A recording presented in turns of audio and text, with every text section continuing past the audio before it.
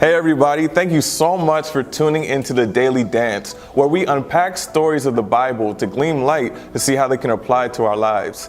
This week we are focusing on our second story in the Disturbing series. We are focusing on the story of Ehud, found in Judges chapter 3.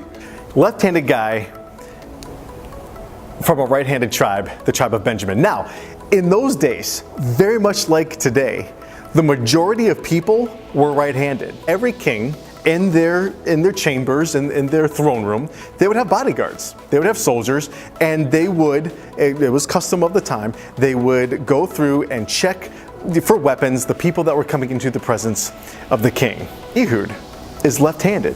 So what the Bible specifically says is that Ehud, this left-handed guy, he makes a sword that is a double-edged sword that's about a cubit in length. And for all those of you out there keeping score, what's a cubit? A cubit is the distance from your elbow to the tip of your middle finger, right? This is basically a cubit. Now, some of you are thinking, well, there's short people, there are tall people, different people will have different size cubits.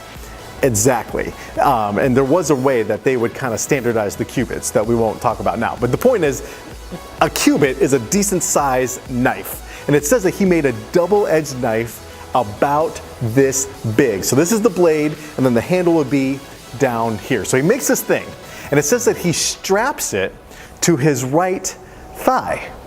And then he walks into King Eglon, who was the Moabite king that brought down the Israelites of the time. He walks into the throne of King Eglon. And what's funny is, how did this guy, Ehud, walk into the throne room with a knife, a double-edged knife this big? But what's interesting is he strapped it to his right thigh.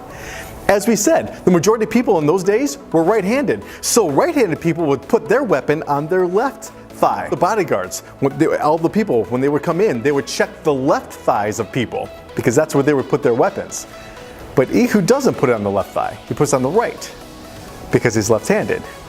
And so it's interesting. It's his uniqueness that allows him to do something that others couldn't do. So don't be ashamed about the things that make you different. Instead, praise God for them, because God's going to use your uniqueness to bring glory to his name. Ehud, he makes it into the king's quarters. The king, who was a very fat man, I mean, like Nutty Professor fat, like he was huge.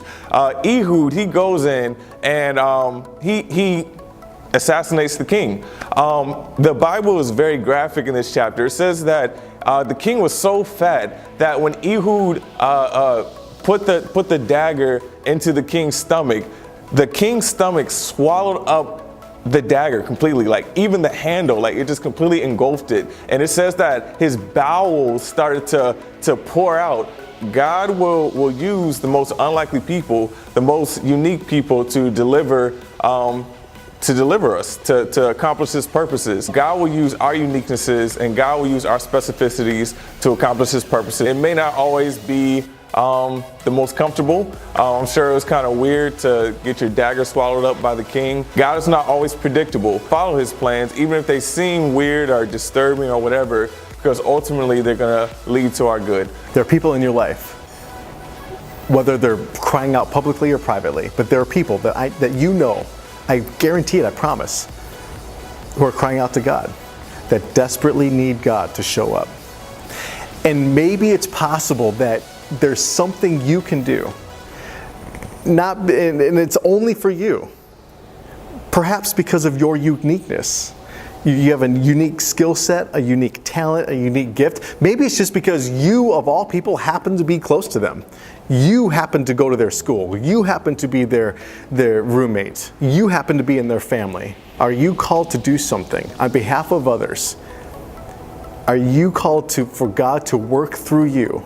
Perhaps because of who you are, your uniqueness. And if so, what is that? And may we encourage each other to carry out that calling.